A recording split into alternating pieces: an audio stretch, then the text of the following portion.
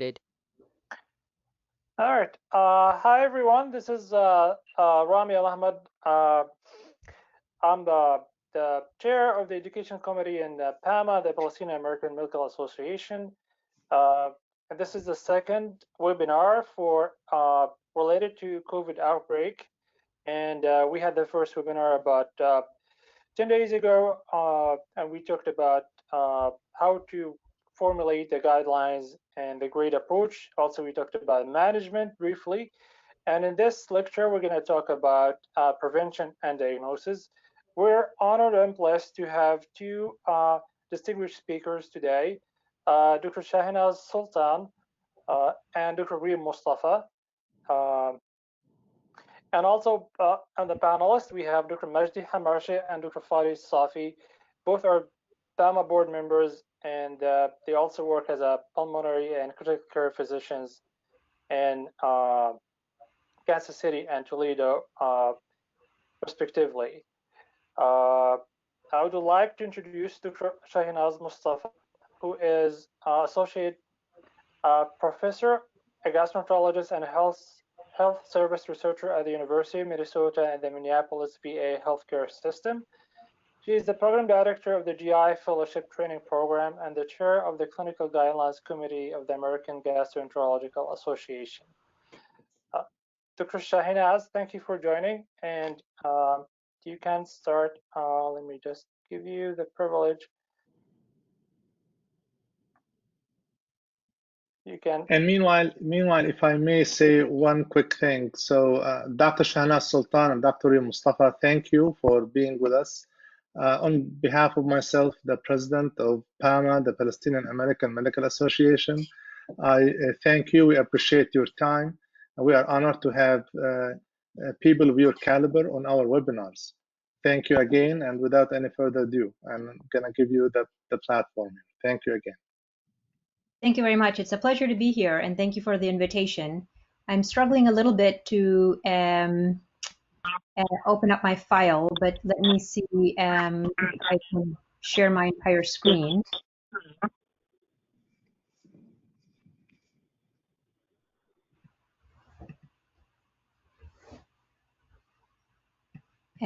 Did that work?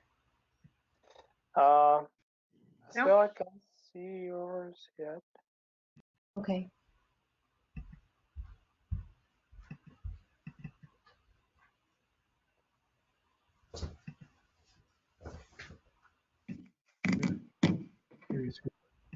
Zoom. In GoToMeeting. Sorry, I'm going to get some technical assistance. No problem. I don't know GoToMeeting either. So share. And then this comes up. Meanwhile, while Dr. Sultan is getting her to solve the PowerPoint. This effort with the Infectious Disease Society of America, which we will be presenting the results of that effort, is really what we're calling a rapid guideline, and we're hoping that this is going to be a living guideline. So we're doing this in a way to continue to look through the evidence, and the whole effort was done in like 2 to 3 weeks from the time we started to the time we actually had the guideline published, without compromising the integrity of the process or the rigor and the methodological quality of the process, which is important to highlight because a lot of organizations suffered and struggled with keeping updating guidelines and working on the guidelines. And COVID-19 taught us, like in many other areas, how we can do things very efficiently and in a much faster fashion and in a completely different time frame. Dr. Sultan, would you like me to go first? Yes, please. And maybe I can send my talk to you in the meantime. And then you can use your computer to share. Sorry. Okay. Wonderful. So, Dr. Ahmar, if you will give me Sure. the presenter, and I can start. Yeah, you're all set. Okay, excellent. Wonderful. So are you all able to see my screen? Yeah. Okay, excellent. So I will start by talking about the COVID-19 diagnosis guidelines. I am an associate professor at the University of Kansas Health System. And just like I always do with all my guidelines, I like to be very explicit about disclosures. So work we will present here was co-funded by the Evidence Foundation, a non-for-profit organization that really supports evidence, and the Infectious Disease Society of America. And my other disclosures are that I work with many, many organizations as a methodologist and an evidence synthesis expert. However, I did not have preconceived notions or conflicts that would affect kind of my way of looking at the evidence. And I do direct the outcomes and implementation research at the University of Kansas.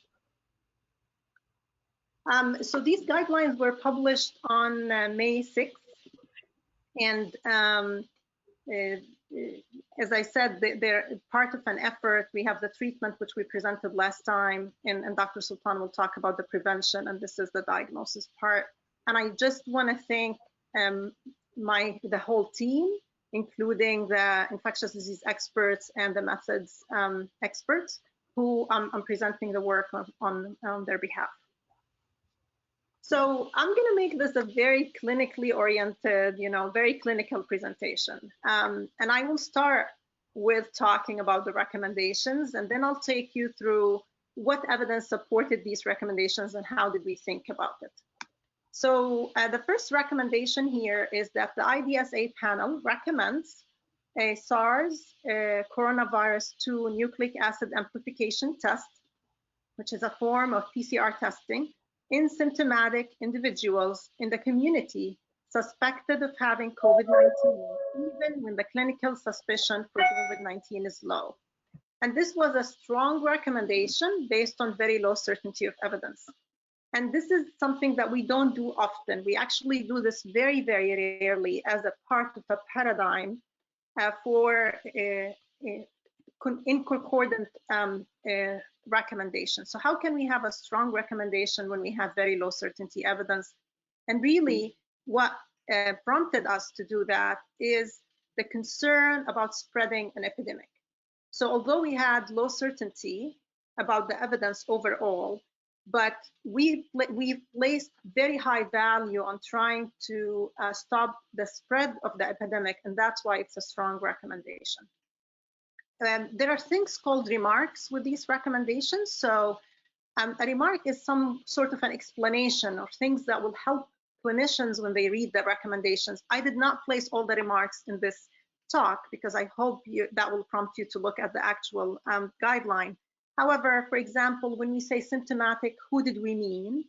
And then we really were specific to talk about things like in the outpatient setting, things having the results within 48 hours, for example, of collection is preferable.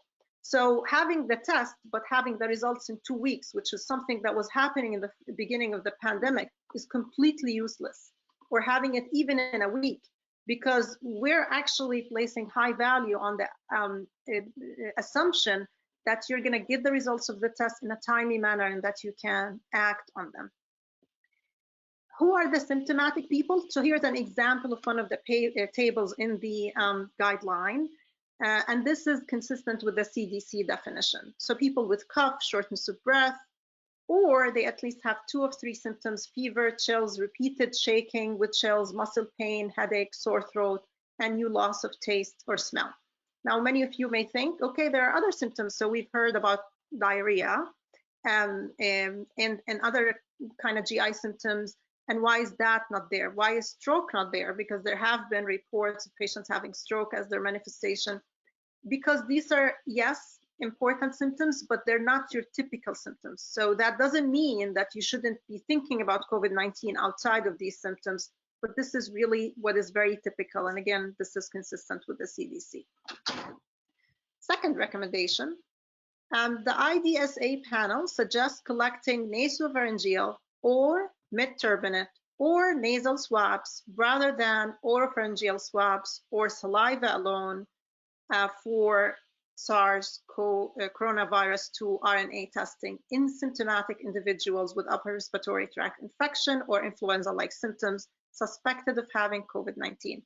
This is a conditional recommendation, and it's based on very low certainty evidence. And you're going to see, unfortunately, a lot of the evidence we're dealing with COVID-19, no matter what area, it's not that high quality evidence. But let me show you some of the evidence that why did we go with these specific samples. This is what we call a grade summary of finding table. So in this table, you will see that I summarize the sensitivity and specificity of the different tests, okay? And this part of the table explains the different test accuracy outcomes, okay? So we talk about true positives, false negative. False negatives are patients who we incorrectly told them that you don't have COVID-19, so we missed cases. And then they have the true negatives, and then the false positives are the people who we incorrectly said, oh, you have COVID-19, when they actually didn't. And just to make it very clear, the panel placed much higher value out of all these test accuracy outcomes on the false negatives. So the concern, again, is we don't want to spread an epidemic. And if we don't want to spread an epidemic, we want to decrease the number of false negatives to the maximum we can. The other thing I also want to highlight is all these numbers in the table are per 1,000 patients, okay? And for this specific calculation, you're going to see different things. We're assuming a 10% pre-test probability, okay? So if 10%, that means 100 patients out of 1,000 have the disease. How many are we going to actually miss? And you can see, just kind of going through this, clearly the oral samples don't do as well, okay? If you go to the saliva, for example, the reason we did not, or it was, we suggested not to do saliva was because we learned from the experts that that's a very hard medium to carry, and we really don't know how it behaves, and we don't have any indirect evidence from like SARS or other viruses how it behaves. So because oral has this very high false negatives and saliva is very unstable, that's why we recommended or suggested against them. Third recommendation, the IDSA panel suggests that nasal and mid-turbinate swab specimen may be collected for testing by either patients or healthcare providers. This is a big deal. In symptomatic individual with upper respiratory tract infection or influenza-like suspected symptoms suspected of having COVID-19. Again, conditional recommendation based on low certainty. And the reason we did this is there is lots of discussion about the shortage, not only in the test, but in availability of people to perform the test. But more importantly, we actually identified 3 studies in this case and about 800 patients in them. And in these 3 studies, you can see same structure, but now because it's only 2 tests, it's easy for me to provide you the difference. So if we look at the false negatives again, really there was not much difference in the performance. But the caveat here and the remark for that recommendation clearly states that they really had to be, they had very clear instructions, and in many instances they had videos. And actually in these 3 studies, they had the person take the swab themselves, but they were being observed by a healthcare provider. So the key is not who's doing the swab, the key is the swab being done right. And that applies to also personnel who do the test, healthcare providers or healthcare personnel in general.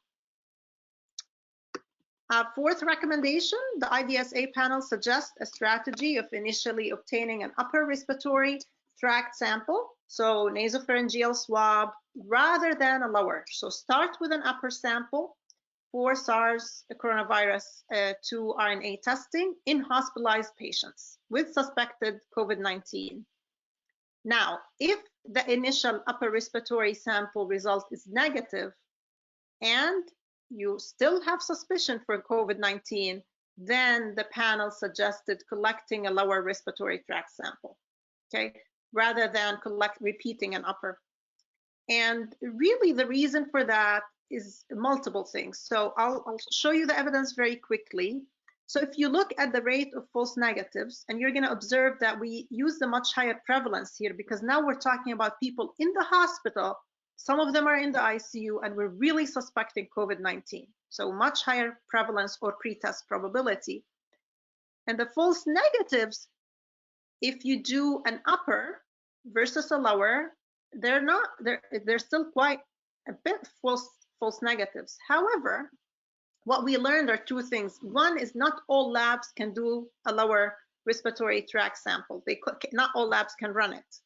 The second thing we learned is to do a lower sample, sometimes if a patient doesn't have a clear cough, it's actually you have to do a bronchoscopy or a procedure to get that sample. And in those are are procedures that will also expose your healthcare personnel and physicians. So that's why the panel said start with an upper, and if you get that positive, then you had your answer without going through all these hassles. If you don't get your answer, then go to the lower instead of repeating an upper. Okay, and I think for our infectious disease, definitely for our intensivist and pulmonologist, this matters. You know, if you can get a sample, but the key is, if again high suspicion, repeat the sample. Fifth recommendation, the IDSA panel suggests performing a single viral RNA test and not repeating tests in symptomatic individual with low clinical suspicion. Okay, and then we talked about that the IDSA panel suggests repeating the test, okay, when the initial test is negative in symptomatic individuals that we have high clinical suspicion. So that prevalence or pretest probability is an absolutely key element in making that decision. And here's the data. So if you perform a single test versus repeat testing, we know that we will be missing. So we identify more people when we do the repeat testing, but we're only identifying 17 more out of 1,000 when it's a low pretest probability, but we're identifying 68, and again, there is a confidence interval around that number when we're talking about higher pretest probability. So yes, it is worth going through the hassle when your clinical suspicion is high and repeating the test. Recommendation 8, the IDSA panel suggests doing RNA testing in asymptomatic individuals who are either known or suspected to have been exposed to COVID-19. So lots of questions, what if somebody was exposed, and lots of discussion in the public health arena and with policymakers. Do we really waste tests on those who are exposed? And the answer is yes. And the reason we suggested for it is, again, here, let's look at the numbers. Those who are exposed, we looked at the evidence and we found that with direct exposure, the risk can be as high as 50% of getting the disease. Actually, in some cases, it's even higher. The tricky thing with exposure is a lot of these studies don't tell you, oh, what do you mean by exposure? What if there was a nursing home? What if the patient who had the disease was in a different wing? What if the patient was next door? These things make it huge variability, but no matter what, the exposure at its lowest is 10%, but it could be much, much higher, okay? Or the pretest probability from exposure. And with that in mind, you see that you're really missing quite a bit of false negative if you don't test those people. And the problem is you're leaving it for, and now they're exposing others. So, and we really were concerned because a lot of these exposures happen in cluster, and the highest mortality rate in the US and other countries come from those infections in clusters, specifically long-term care facilities and other vulnerable populations. So we really wanted to try to prevent that. Recommendation 9, the IDSA panel suggests against RNA testing in asymptomatic individual with no known contact and no exposure who are being hospitalized in areas with low prevalence of COVID-19 in the community. So should we be testing everybody who's being hospitalized for some other reason? And we said if prevalence is low in your area, we suggest against that. The main reason is because we really were concerned about directing the tests to the people who need it, rather than directing the test to the people who, in general, you're going to have low return on investment, if that's the way you want to think about it. When you're testing, it's very unlikely if the prevalence in these admitted people is going to be similar to your population in general. It's very low, may not be worth it. And the other thing we kept in mind is all the recommendation about healthcare personnel wearing masks. And we felt that if people followed the right precautions in the hospital, even if there was a patient who's asymptomatic and we, got to the hospital with all the protection and the hand sanitizing and all the proper prevention technique, the risk of spreading the disease should be low, pretty low. Now we talked about the IDSA panel, suggest testing in asymptomatic individual with no known contact who are being hospitalized in areas with high prevalence. So the story is completely different if the prevalence is high in the community. And again, I'll go over this recommendation, then maybe show you some data. The IDSA panel recommends for testing in immune-compromised, asymptomatic individuals. So we really felt that the immune-compromised is a different group, and it is, as you see, a strong recommendation based on very low certainty evidence. And the reason we issued a strong recommendation to test this group, because in this group, and again, they go sometime for chemotherapy, for example, and you can have catastrophic events if an infection spreads in this group, which you really want to avoid. And same thing, we talked about, testing those before getting immunosuppressive procedure, regardless of their exposure and regardless of the pretest probability in the community. We were really trying to avoid catastrophic events in this group. To summarize, here is really what we say in all our recommendations. I did not present all of them, but I just presented a really representative sample. We say if you have symptomatic individuals and you have high suspicion for COVID-19, if they are not hospitalized, you should test them, okay? Now, if they're hospitalized, you should test them, and if they're negative, you should repeat, okay, if you have high suspicion. If they're hospitalized, we're saying and they have lower tract symptom, you should test them, and we're saying start with an upper sample, but then if negative, repeat with a lower sample. If they have a known exposure or a high prevalence area, again, you should test them. If they're hospitalized, you should test them. And if they're negative and you still have high suspicion, you should repeat the sample. If your suspicion for COVID-19 is low, but they are symptomatic, you should test them, but if they're negative, you will not repeat the sample because your suspicion was low to start with. Now, how about asymptomatic individual? What we're saying is in asymptomatic, if they're exposed and testing is available, or if there's immunosuppressed procedure, or that they need major surgery, because there was some data about poor outcome for patients with major surgery, or that you have a time-sensitive aerosol generating procedure when testing is limited, when PPEs are limited and testing is available, then you should test them. These other recommendations I didn't show you, but this is really the summary of the whole guideline. I'm looking at my time, and I actually probably stop here. This was what is related to the IDSA. And then if time allows, I'm happy to talk about serology, but it was beyond the scope of this iteration of the IDSA. We're looking at serology next. And then maybe I should get Dr. Sultan's slides in a second, but I will be happy to take maybe one question as I'm pulling the other slides. All right, thank you, Dr. Reed. That was like really a comprehensive summarization of the guidelines, and we have few questions actually, and me myself actually have a few questions more, but I would leave it at the end. I'll take. There's like one question is I think we have to go back. is like when the mid-turbinate test sensitivity is 100%, what is the case definition of these cases? Or like another way, how diagnosis was established relative to test? Yeah, that's a great question. And just as yes, that's a great question.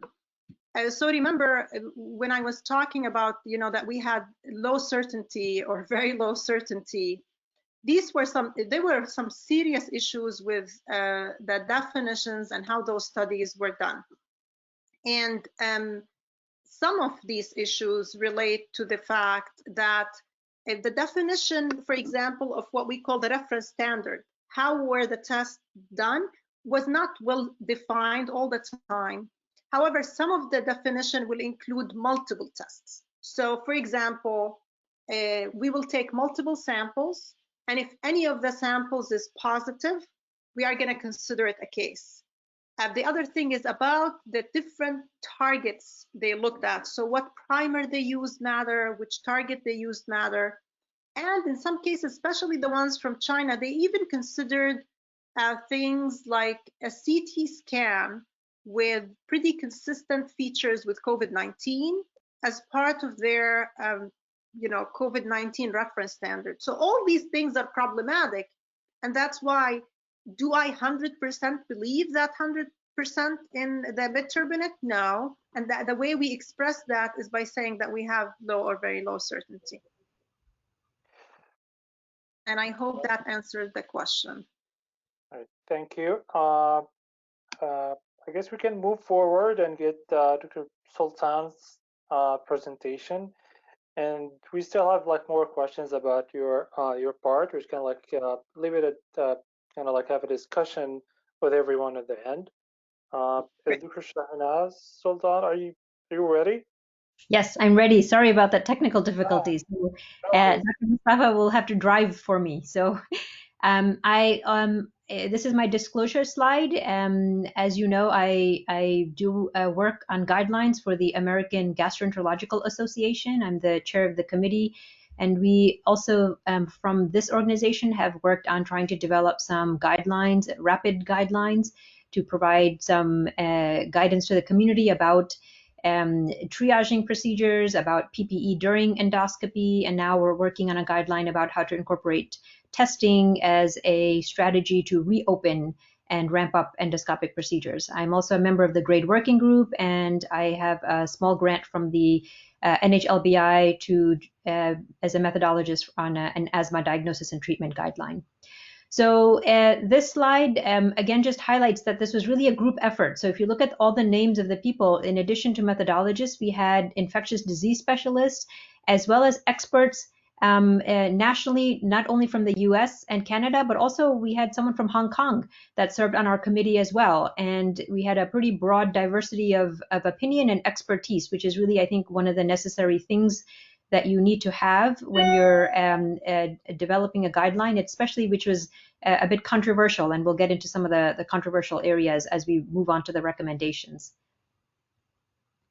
So one of the important things that we tried to do with this guideline was to really take out the issue of resource use, because we felt that a number of organizations, including the CDC, was really conflating the two. So we wanted to acknowledge resource use as a separate determinant that went into the final decision about the recommendations, and we wanted to look at the evidence that supported the recommendations separately. And so in looking at resources, we really relied on a standard framework that is used in the setting of pandemics like this, called the Crisis Standards of Care Framework. It's a framework that was developed by departments of health and healthcare systems to look at how to think about their supplies, and depending on the phase of the emergency that you're in.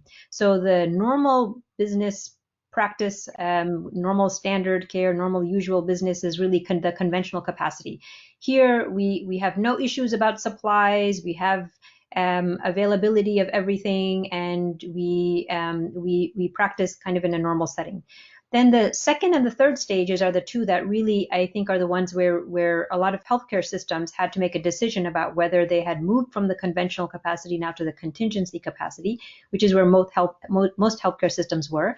And then even the crisis capacity, which is where New York hospital systems and healthcare systems were at, where in the crisis capacity, critical supplies were lacking.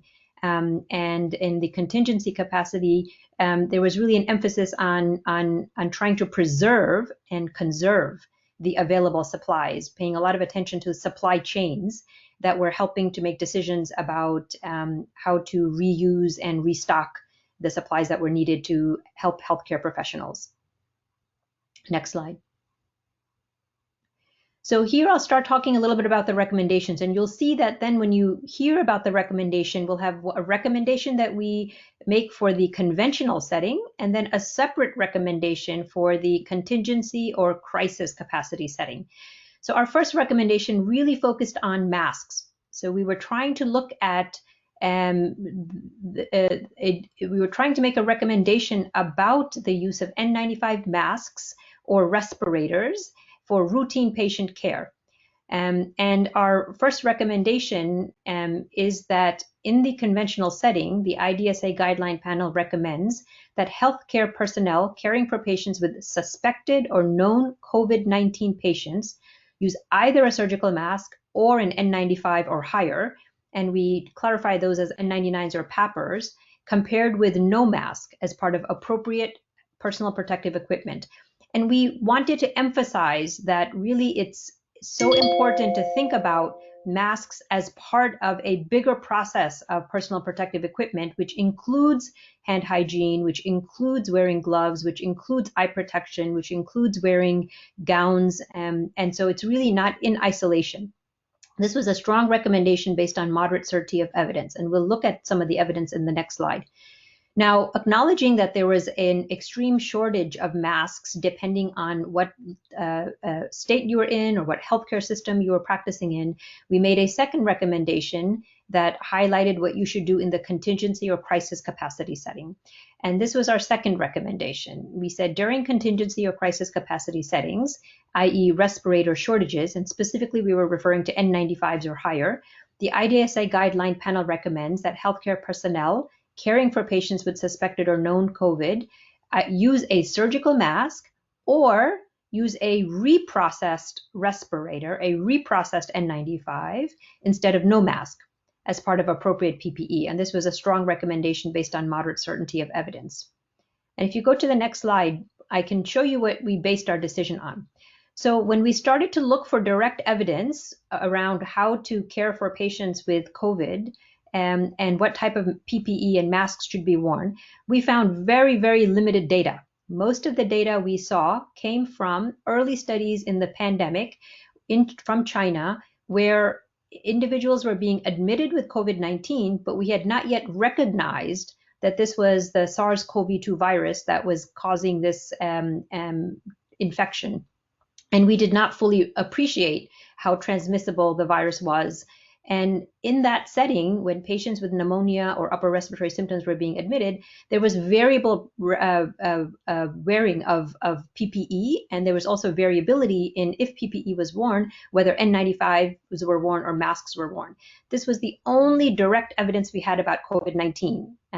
So we looked at that evidence, but we really wanted to try to look at the broader body of evidence to inform us. So we went further we went to look for indirect evidence, acknowledging that we had had experience with a coronavirus in the past, and that was actually related to the SARS epidemic. And so we looked for data from the SARS epidemic, and then we looked more broadly at all sources of upper respiratory infection. And in doing so, we found already pre-existing systematic reviews and evidence syntheses that had been done, and one that actually had been recently updated. And this was the Bartoska systematic review that we actually ended up utilizing to inform our recommendation. And in this systematic review, you'll see that we focused on an outcome that was specifically viral respiratory infection, because they actually looked at all sorts of different infections. They looked at clinically suspected upper respiratory infections. They looked at influenza-related illness, and then we wanted to focus in on the viral illnesses. And some of the viral illnesses that were reported included coronaviruses as well as other viruses like parainfluenza, etc. And in this study, you'll see that we found that really the data for comparing N95s to medical masks showed that N95s, based on the point estimate, were superior, but the confidence interval went from 0.90 to 1.25, suggesting that they were both pretty effective at preventing infection. And then we also looked at data to see if we could tease out even more so if N95s were different than medical masks. And we focused on another systematic review that had been done by Ofedu et al. And they incorporated, this was looking at studies about SARS. And we found, again, that if you wore a mask, you actually had a pretty significant reduction in your risk of developing infection.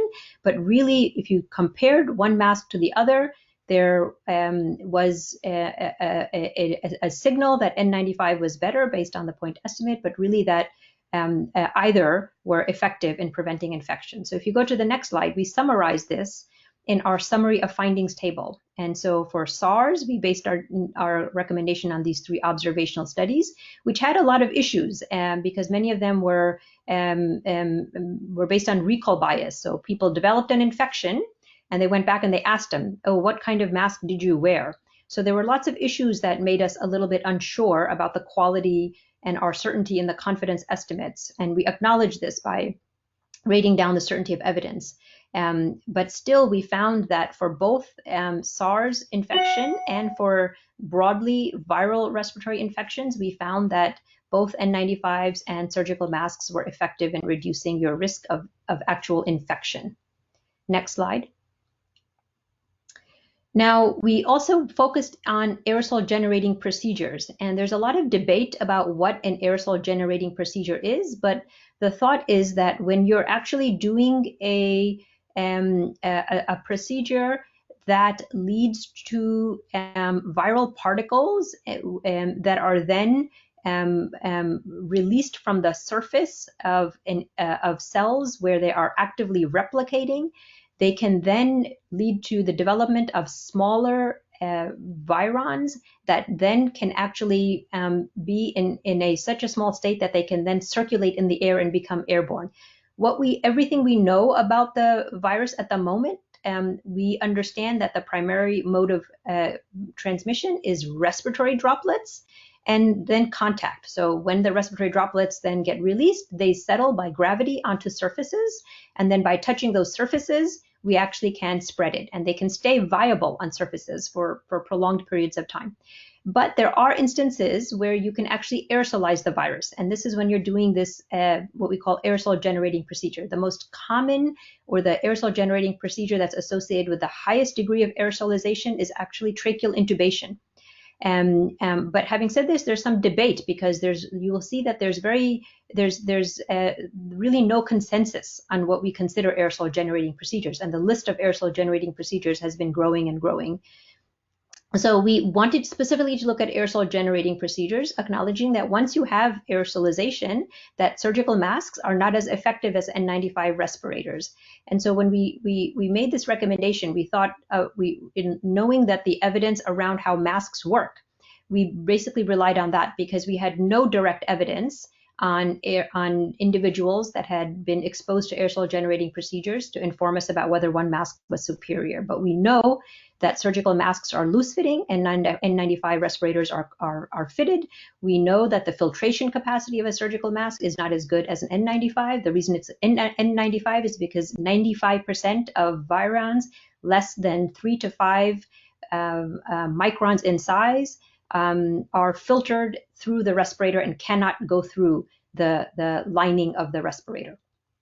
So with that in mind, we made the following recommendation from the previous slide. And again, this just acknowledges that the evidence was really based just on this indirect evidence knowing that the filtration capacity of the respirators was different. So we said that the panel recommends that healthcare personnel involved with aerosol generating procedures on suspected known COVID-19 patients use an N95 or higher respirator instead of a surgical mask as part of appropriate PPE. We acknowledge that this was based on very low certainty evidence, but as Dr. Mustafa pointed out, in our remarks, we said that despite the very low quality and indirect evidence, we placed a very high value on avoiding serious harms to exposed healthcare personnel.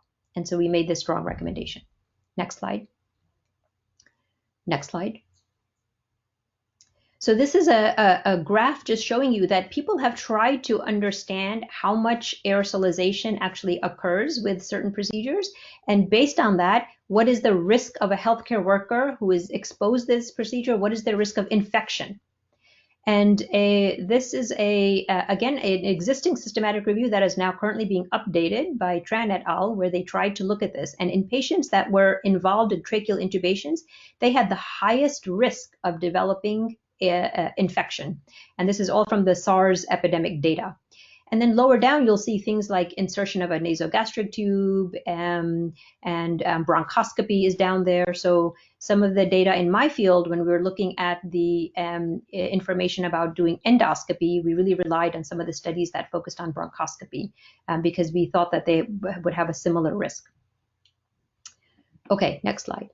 So going back to our recommendation about aerosol generating procedures, we also wanted to make a recommendation about contingency or crisis capacity settings.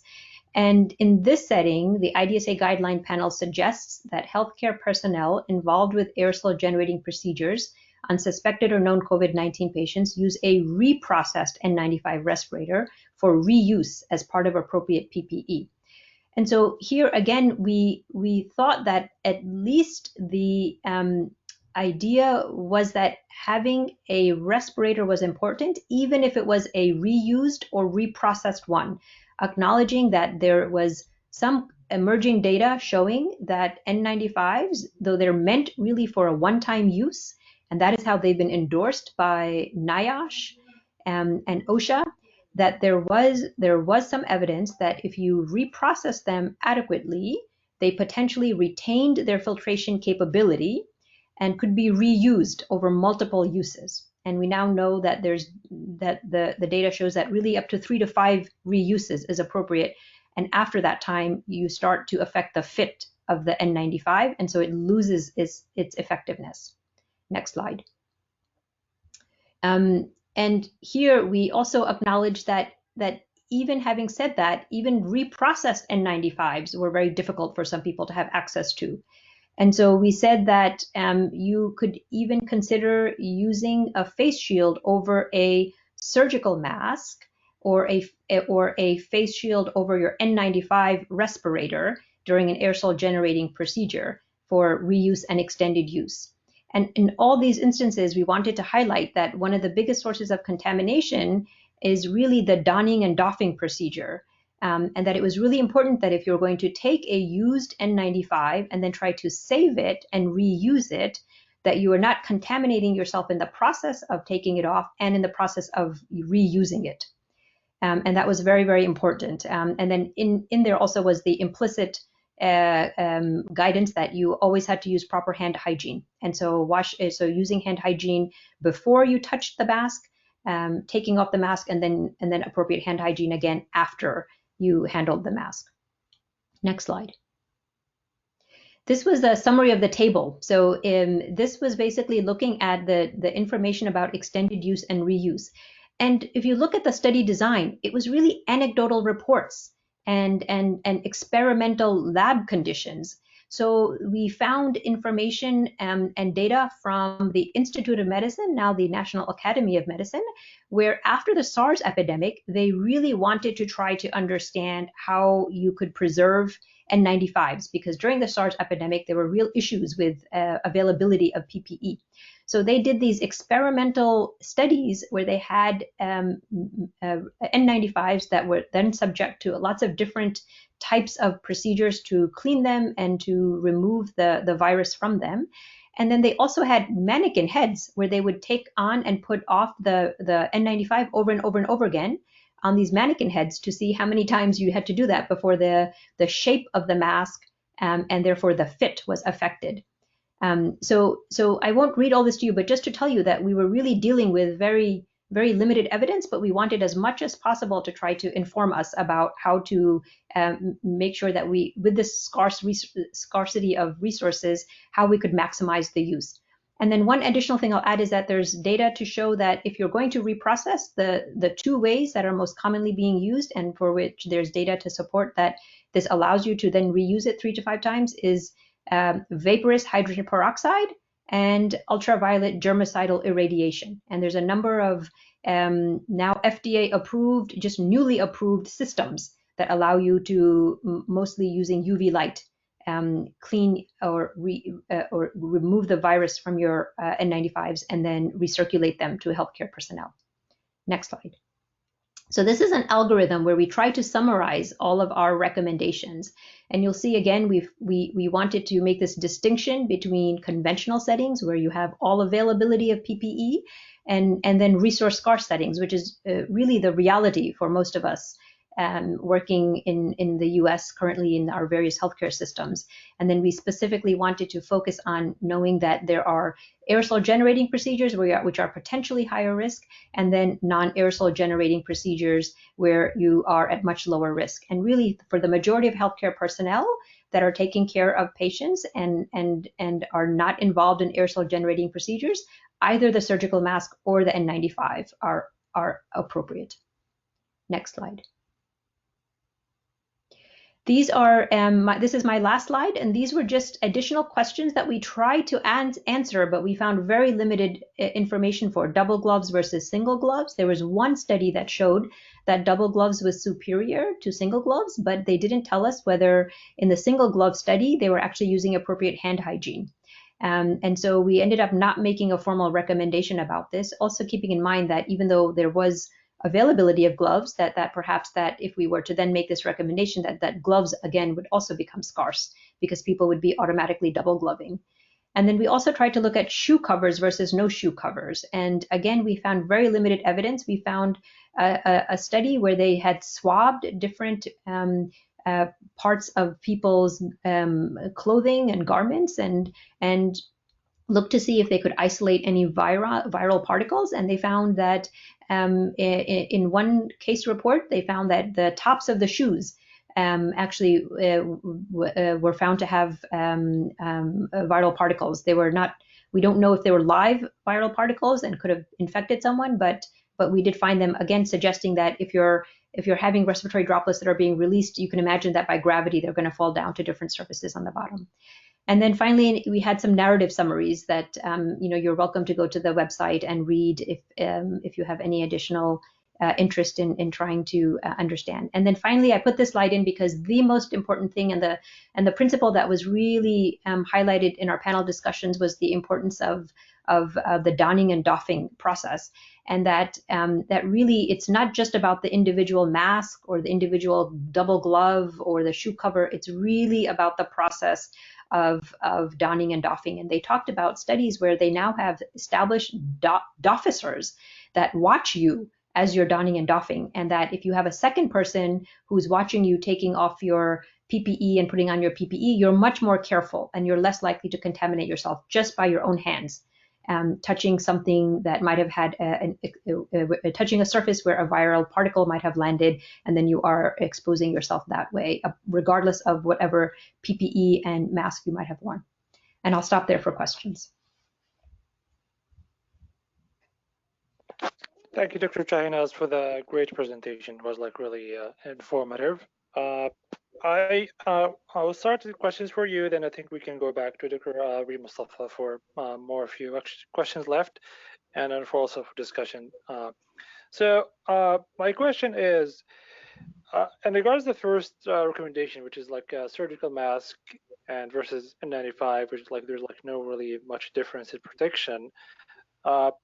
Comparing the COVID-19 to the previous coronavirus, like in the SARS outbreak, let's say, is it like there's like some difference in the nature of the viruses, or like how contagious is like the COVID-19 compared to SARS that will make it probably a higher risk for to get the infection compared to the SARS? Or will that kind of like be a valid comparison? That's a very good question. So I think this is actually the source of a lot of debate. So I think the one of the important things to kind of distinguish is not necessarily how contagious the virus is, but how the transmissivity is much higher for COVID and for SARS-CoV-2. And this is because of the fact that you have a really long phase from the time you get infected with the virus to the time you develop symptoms. And during that time of active viral replication, you are shedding the virus. And you don't know you're shedding the virus. And you may actually be shedding the virus at really high levels. And so this is what makes it so much more, quote unquote, contagious. It's not necessarily that the same amount of virus, if you compare SARS-CoV-2 to SARS, it's not that one is more contagious than the other. It's just these rates of how you can actually be shedding the virus for such a prolonged period of time that then allows for so many more people to get exposed and for the virus to then spread rapidly, not just from one contact, but to so many other people. Thank you. Another question also, I think it goes around the same point from Dr. Nizam. He says, excellent presentation and work. Is there any economical analysis on medical mask, which is very cheap, versus N95, few to several dollars a piece, in countries with limited resources and seize medical mask if you can save money in the system? Yeah, that's a difficult question, because when you think about economics, it's hard because you're trying to make this balance of saving money but also saving lives, and it's very difficult to try to think about that or to equate the two.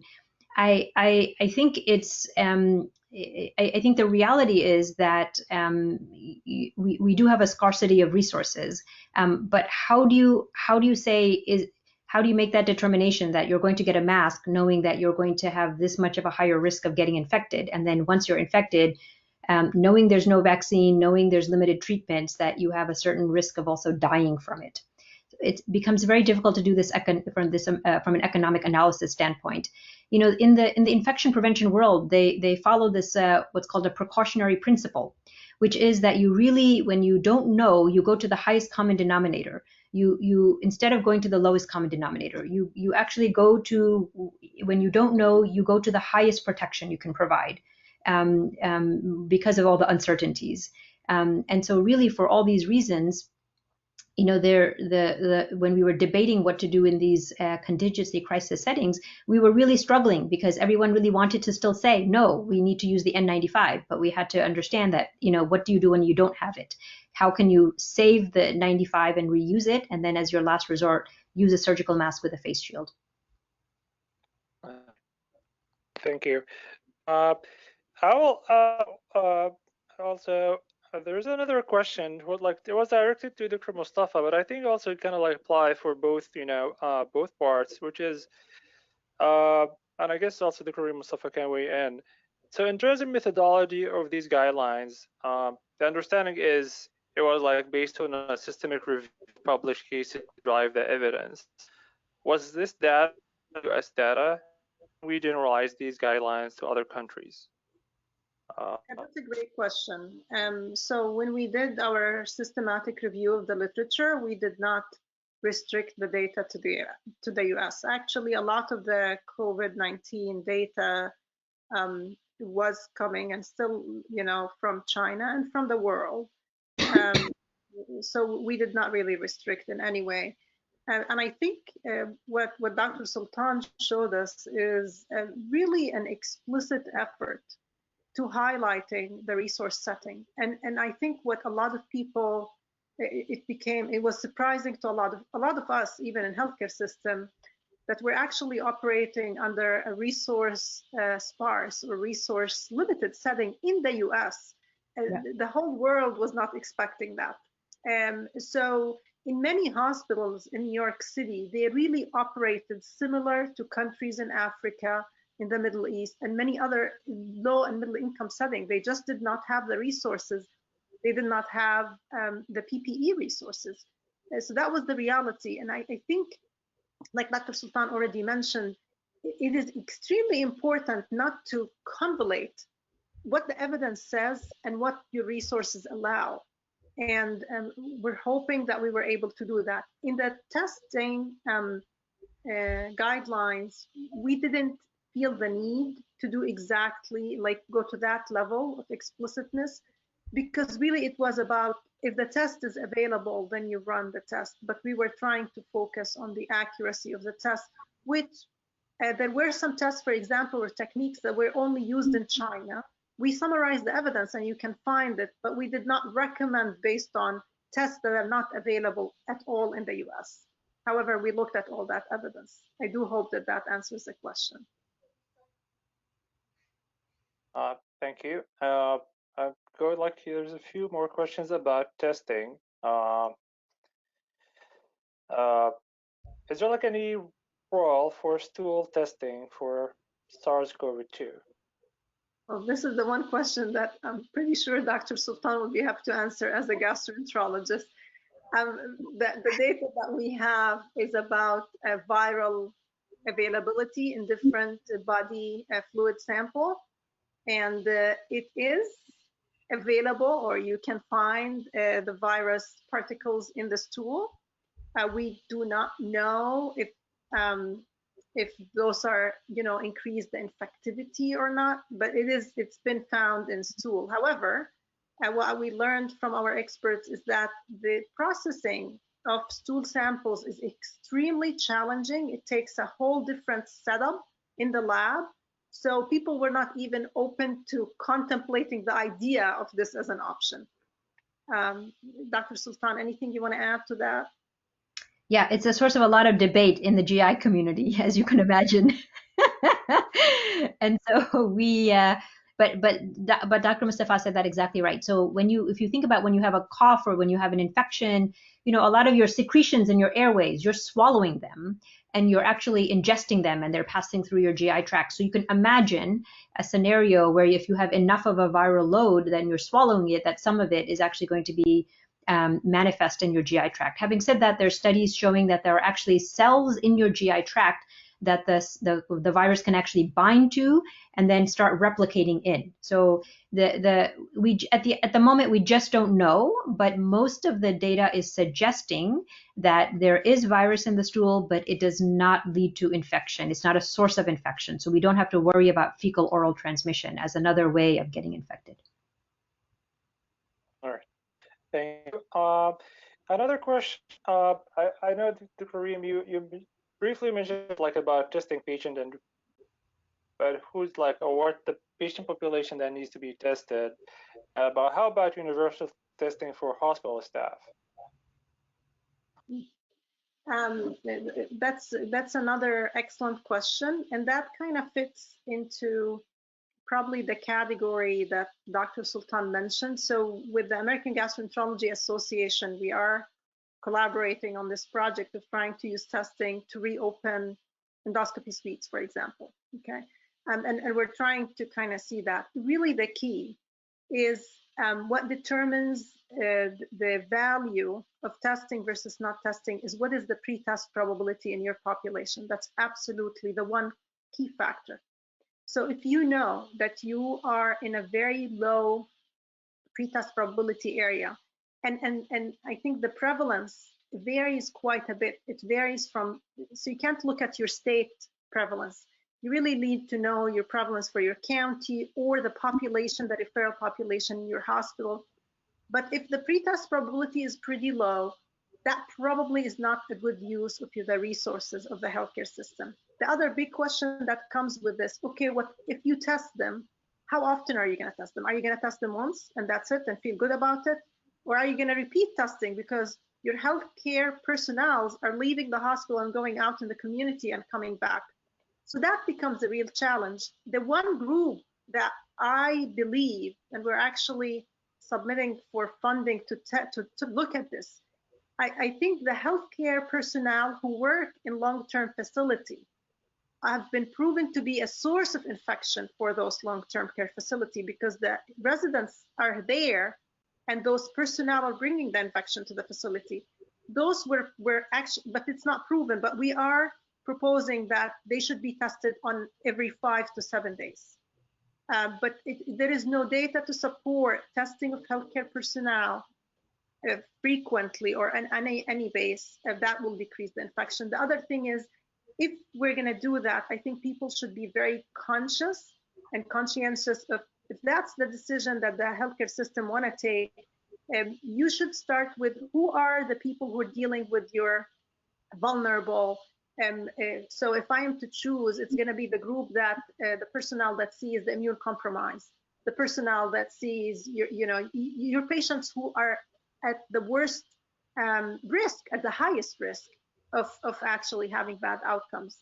I don't think you need a universal, if you're in a low pretest or low prevalence setting, you don't need to test everybody. All right, thank you so much. Well, since Dr. Majdi Hamarshe and Dr. Fadi Safi, they're here, and they are both pulmonologists and intensivists, we would like to hear from them actually briefly about their experience dealing with COVID patients, if they kindly do that. Sure. If Fadi allows me, I'll go first, Fadi, and then you'll go second. I'm a critical care physician. I'm not pulmonary, just to clarify that. So I'm an intensivist only.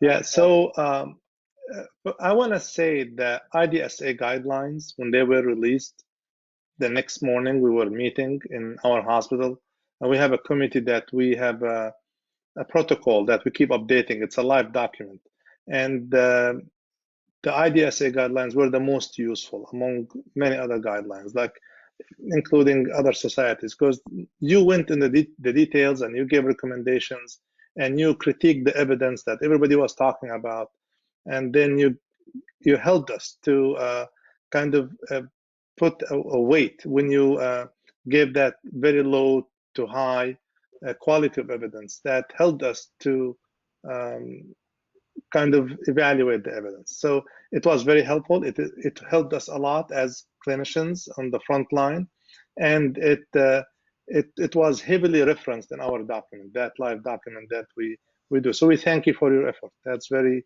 very useful and timely, and I'm amazed how quickly you reviewed the evidence and gave your recommendations. Thank you very much. So if I want to say as an intensivist, and to speak to the predictive value of having COVID-19, and that's very important, and that's gonna affect my decisions what to do with the patient, intubate, not to intubate, use non-invasive versus invasive ventilation, put them in negative pressure, no negative pressure, and so on. Unfortunately, it's all patients who come into the ICU who are sick, hypoxic, and they have some abnormal X-ray. To me, they are high clinical probability. And in the ICU in general, we don't know what's going on with the patient till 48 hours have passed. And then we're going to start having our cultures back, and we're going to start to know more about the patient. Some scenarios are like clear cut. Somebody's coming with pancreatitis and ARDS. I'm going to put that low clinical likelihood. But a good proportion of ICU patients, we don't know what's going on with them. So when you don't know, then COVID is likely, and I'll give it high clinical likelihood. Then down the road, if I have another pathogen growing, and then I might start changing that predictive value and act accordingly. But you are right, we have been testing patients once and sometimes twice and other times 3 times. If I have a patient who's young and she's immunocompromised and she had a heart transplant and coming to me with ARDS looking picture, I don't want to miss COVID-19 in this patient. So, we ended up doing bronchoscopy on this patient, and we appreciate that we were supported with your guidelines when we go down your algorithm. So I would just want to say that thank you for your effort, and that's my addition. I'll give it to Dr. Safi for now.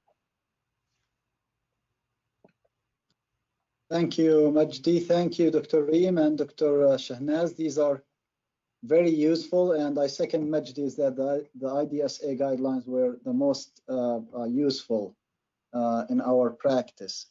So I have a question. I have some comments and questions. You can answer my questions to the end, and then I'll talk about my experience briefly. So the comment I have is that I personally did not know that if you have a 1 negative PCR in the nose, that you should not repeat that and you should go to another lower respiratory tract. But now going back and refreshing my memory on the patients that I treated, that I can think of 3 or 4 patients. One of them was actually a healthcare worker with us who was tested 2 times on nasal PCR, came back negative twice, and then we say, no, it's COVID, let's keep going. And then we end up getting a lower respiratory sample and turn out to be positive. So I agree that once, if a nasal PCR is negative and you think it's COVID, you should go with the lower respiratory tract. So thank you for reminding us about that. So that's one thing.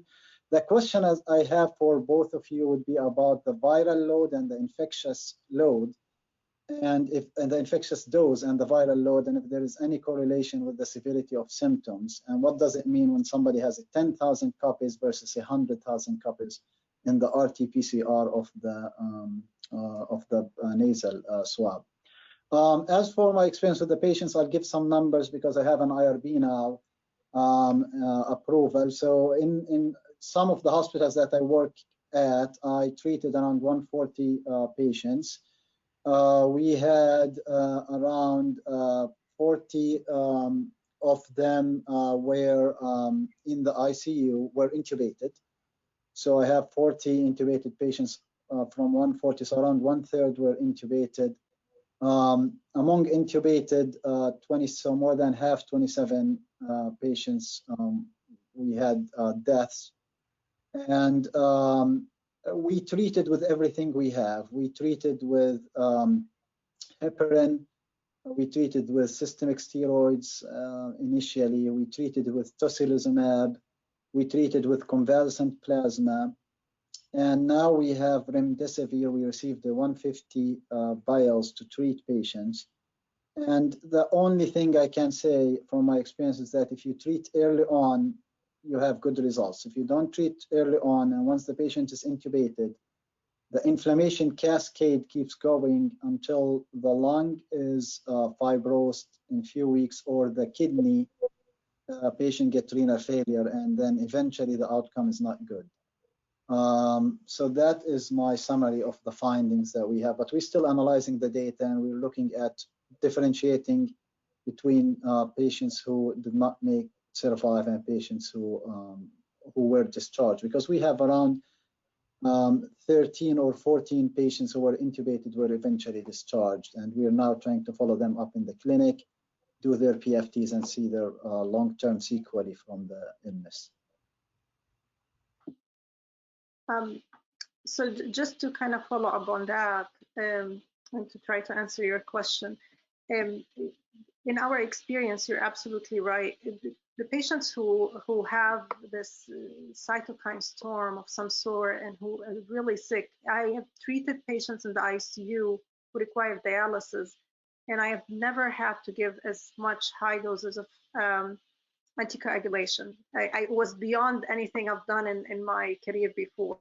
So they're extremely some of them extremely hypercoagulable. And we're actually working with another society now on anticoagulation guideline in this group. So absolutely sick. I think we're still not sure which of these medications will have true effect overall.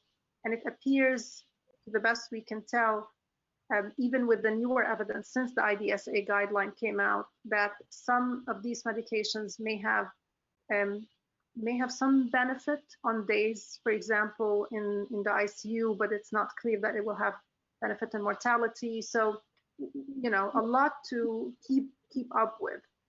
But to follow up on your question about the viral load and infectivity, I can tell you what we know. What we know is in the pre-symptomatic area, the time. So before a patient is symptomatic, their actual viral load is highest. It's sometimes higher than when they have symptoms. And that's what Dr. Sultan was describing. This is really one of the main issues with this disease, is that people are spreading the virus before they have symptoms, before they have any idea they have the disease. And the viral load is sometimes we think if at least as high, if not higher. We don't know what is the correlation, or there is no clear evidence to correlate the viral load with the symptoms. There are people who have really, really high viral loads who have very, very mild symptoms. So there is no clear correlation. The other thing is it's really important to know the timing when you test compared to the duration of your disease. So if you test somebody after 7 days, that's really part of why we say when they have lower respiratory symptom, repeat a lower sample, because they no longer have virus in the upper tract. It's in the lower tract now. But not only that, so the type of symptoms will affect your results. The duration when you're testing compared to their symptoms will affect your results, and the type of tests you're doing will affect your results. Dr. Sultan, anything you want to add there? No, that's exactly right. We just don't fully understand how viral load correlates with symptoms, and this is another source of uncertainty with why COVID is spreading so much, and it makes it really difficult then also to think about how we reintroduce procedures in patients, because we're struggling with this role of testing. We're struggling with screening of patients coming in before the procedures. All this it really makes it very difficult to know whether or not someone in their pre-symptomatic phase is now shedding virus, and then how much they're shedding, and what your risk is of infection from those patients, and even asymptomatic people. So it makes it very, very difficult. And so I think one of the things that we are endorsing in our upcoming guideline for the AGA is that this universal masking still stay in place. So regardless of whether someone is having symptoms or not having symptoms, at least trying to have some sort of shield over your respiratory, to minimize the respiratory droplets that then will get expelled into the environment, is an important way of trying to at least minimize some of the shedding that could lead to infection in asymptomatic people.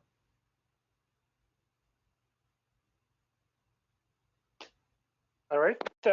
Thank you, Dr. Shahinaz Sultan, and also I would like to give many thanks to Dr. Reem Mustafa, also Dr. Fadi Safi and Dr. Majdi Hamarti who joined us in the discussion. And thanks for all the audiences for their participation and their questions. Thank you again for your help, for joining us, for giving us all these information that were really helpful for all healthcare providers. We would like hopefully to meet with you in the near future. And this is reading from PAMA, the Palestinian American Medical Association. Thank you so much. Thank you for the opportunity to be with you. Thank you, everyone.